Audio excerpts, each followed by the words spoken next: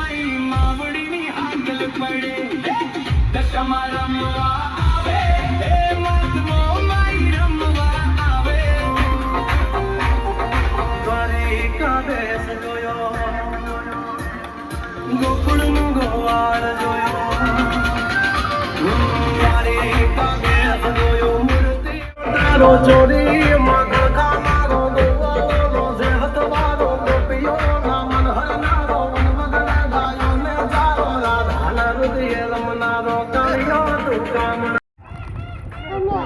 આપી દી ને